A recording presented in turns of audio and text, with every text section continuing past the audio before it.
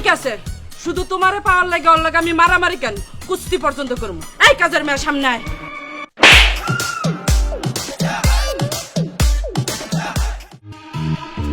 এই, খাড়া। তুই আমার সাথে এত বড় বেইমানি কেমনে করলি?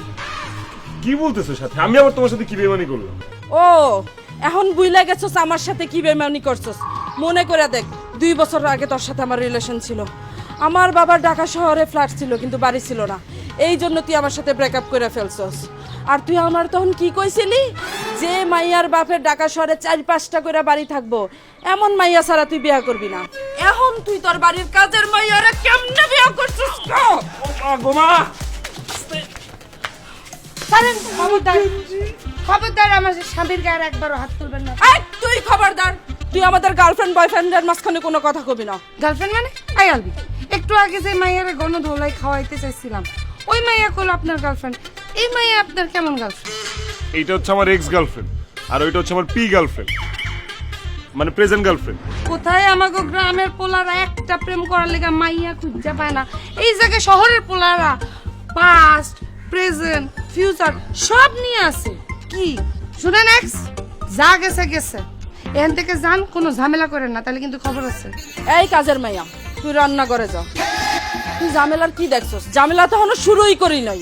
আমার বাপের টাকা পয়সা কম বলে সে আমারে যেহেতু শেখা দিছে, আর এখন যেহেতু সে কাজের মাইয়ারে বিয়ে করছে, এখন আমারও তার বিয়ে করতে হইব। লাগলে আমি সতীনের সংসার করব।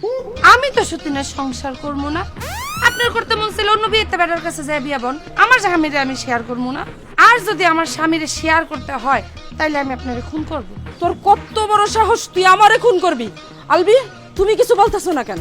এই রাখো রাখো, শোনো, আমি শুধু এতটুকুই চাই যে তোমরা ঝগড়াঝাটি না করে মারামারি করো। মারামারি করে যে বাইচা থাকবে আমি তারই বিয়ে করবো। হ্যাঁ ঠিক আছে, শুধু তোমারে পাওয়ার লাগে ওর লাগে আমি মারামারি কেন, কুস্তি পর্যন্ত করবো। এই কাজের মেয়ে সামনে আয়।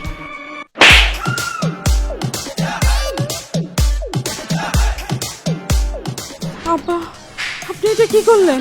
এই কিসের আপা? তোমাকে থাপ্পড় মারছে, তুমি ঘুষি মারো? না না, আমি ওনারে ঘুষি মারতে পারবো না। আপা, আপনি যে এত বড় ডাক্তার, এটা তো আমি আগে জানতাম না। এই পাগল বাচ্চা পাগল, থাপ্পড় খাই কি তোর মাথা ঘুরে গেছে নাকি? হ্যাঁ, সে তোরে থাপ্পড় মারছে, তুই তারে ডাক্তার বলতেছস? সে কিসের ডাক্তার? আবল তাবল কথা না আলবি, আমি যা বলতেছি সত্যি বলতেছি। আমি গত বছর আব্বার পকেট থেকে টাকা চুরি করতে যাই হাতে নাতে ধরা পড়ছি। এরপর আব্বা আমার গালে এমন জোরে থাপ্পড় মারছে, আমার একটা কান বন্ধ হয়ে গেছিল। কত ডাক্তার কবিরাজ ওঝা দেখাইছি, আমার এই কান ভালো করতে পারে নাই। আপা, আপনি আমার কান ভালো করে দিছেন, আমি আপনার কাছে চিরঋণী হয়ে গেলাম। এখন থেকে আপনি আমার বড় আপা। আলবি, আমার বোন তোমারে বিয়ে করছে, আমার বোনরে তুমি সুখে শান্তিতে রাখবা। আর যদি খালি আমি শুনছি আমার বোনরে তুমি কষ্ট দিছো, আমি কিন্তু তোমারে ছাড়তাম না। বোন, আসি। দোয়া করি আল্লাহ যেন তোমাদের দুজনকে সুখে শান্তিতে হেফাজতে রাখে, আর তোমাদের সংসারে যেন একজন ফুটফুটে বাচ্চা আসে। ভাইয়া, আমার বোনকে দেখে রাখবেন।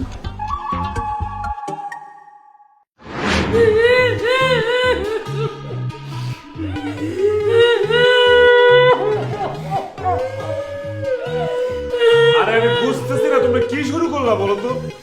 কাজের মাইয়া বিয়া করলাম আমি, গার্লফ্রেন্ড চলে গেল আমার, বন্ধু বান্ধবের সামনে মানিজ্য ধুলাই মিশা গেল আমার, আর দিকে তোমরা কান্নাকাটি করতেছো। কেন কান্নাকাটি করতেছো তোমরা?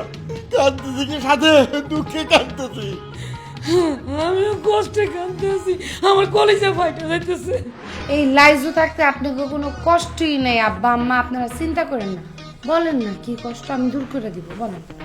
বৌমা, আমরা দুজন না একদম একা, আমাদের কেউ নাই, আমাকে দুজনের সঙ্গী দরকার। এই সঙ্গী দরকার মানে কি? আম্মা তোমার কি মাথা ঠিক আছে? বুঝলাম না, তোমরা দুজন কি দুজনের জন্য গার্লফ্রেন্ড বয়ফ্রেন্ড খুঁজতেছো নাকি? একটা চটকানায় দাঁত দয়া করে ফালাই দিব। এই, আমরা বয়ফ্রেন্ড গার্লফ্রেন্ড খুঁজো কিসের জন্য? তাহলে যে নতুন সঙ্গীটার কথা বললা, সেই সঙ্গীটা কে? কাকে দরকার তোমাদের? নাতি অথবা নাতনি দরকার। মানে মানে আমাকে খুব তাড়াতাড়ি নাতি এবং নাতনির দরকার। তাড়াতাড়ি তারা দুজনে আমাকে নাতি অথবা নাতনি উপহার দে। বুঝলাম না, হঠাৎ করে এত জরুরি ভাবে তোমাদের নাতি নাত করে দরকার কেন? আমার ছেলের কাছে কইয়া তো কোনো লাভ হইতো না, ও কথা শুনবে না। মাগো, তোমার কাছে একটা আবদার, আমগরে একটা নাইনাত করে উপহার দাও না। আম্মা, আপনি একদম চিন্তা করবেন না, খুব তাড়াতাড়ি আমি আর আপনাদের ছেলে মিলে আপনাদের জন্য নাতি উপহার নিয়ে আসবো। মা তোমাদেরকে সাফ সাফ বলে দিতেছি, এই কাজের মেয়ের সাথে যদি আমাকে কোনদিন সংসার করতে হয় তাহলে কিন্তু ইহো জিন্দিগিতে তোমরা নাতি নাতির কোনো চেহারা দেখবা না, কারণ এই মেয়েরে আমি কোনোদিন স্ত্রীর মর্যাদাই দিব না। তবে হ্যাঁ, আমি যদি আমার গার্লফ্রেন্ডকে বিয়ে করতে পারি তাহলে 1 বছরের মধ্যে তোমরা নাতি নাতির চেহারা দেখবা, কনফার্ম। এখন তোমরা সিদ্ধান্ত লো, তোমরা কি নাতি নাতি চাও নাকি কামের বেড়ি চাও?